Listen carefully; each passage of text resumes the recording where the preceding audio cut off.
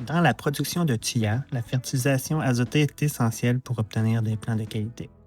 La méthode classique consiste à appliquer 3 doses de 50 kg à l'hectare d'azote sous forme granulaire entre les mois de mai et juillet. Mais avec les changements climatiques, cette approche est-elle encore appropriée? C'est ce qu'on a voulu évaluer en la comparant à une autre méthode, la fertigation.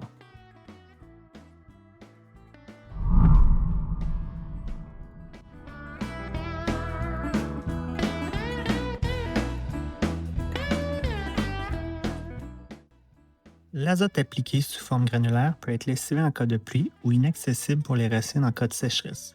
Notre hypothèse, la fertigation en injectant l'azote dans l'eau d'irrigation, pourrait mieux cibler la zone racinaire et améliorer l'efficacité de l'engrais. Le projet a comparé 3 méthodes de fertilisation. L'application conventionnelle d'engrais granulaires, la fertigation par goutte à goutte et une méthode hybride combinant les deux autres. L'objectif étant d'évaluer leur efficacité, la même dose d'azote de 150 kg à l'hectare a été appliquée pour tous les traitements. Les résultats obtenus indiquent qu'à dose égale, la méthode d'application influence peu la hauteur.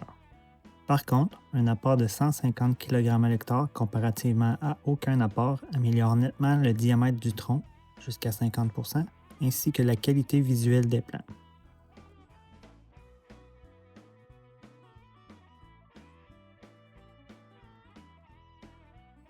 Bien que la fertigation ait permis une amélioration de l'assimilation de l'azote avec des augmentations allant jusqu'à 17 % selon les analyses foliaires, cet avantage n'a pas conduit à des gains de croissance mesurables à court terme. Aussi, les résultats indiquent qu'en conditions sèches, la fertigation permet une meilleure absorption, tandis qu'en sol humide, le granulaire est plus efficace par sa diffusion lente. Pour un tuya âgé de 3 ans d'environ 3 pieds de hauteur, les racines actives se trouvent dans les 30 premiers centimètres du sol. Toute irrigation ou pluie supérieure à 50 mm peut entraîner le lessivage de l'azote en dehors de cette zone. La bonne méthode de fertilisation est celle qui garde les nutriments à la profondeur optimale. Avec la fertigation, on contrôle mieux l'humidité et les nutriments quand on contrôle la quantité d'eau appliquée comparativement à la météo. Un facteur important à considérer est le coût. L'installation d'un système de fertigation représente un investissement initial variant de 11 à 17 000 $ par hectare, avec des coûts annuels d'opération de 2 000 à 4 000 $ par hectare, comparativement à 700 à 900 $ par hectare pour la fertilisation granulaire. Malgré l'investissement plus élevé, la fertigation peut être rentable à moyen et long terme, grâce à une meilleure qualité de tuya et un meilleur contrôle des apports d'engrais. La méthode conventionnelle est simple, mais son efficacité est dépendante des conditions climatiques.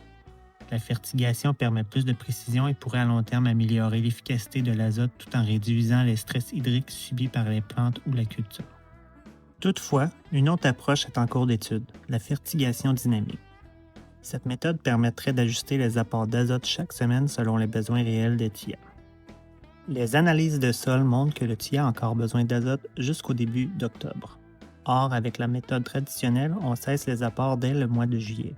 La fertigation dynamique permet de prolonger et d'ajuster les apports pour mieux suivre la courbe de croissance réelle des tuyas. Les résultats complets de ce projet seront disponibles d'ici 2 ans.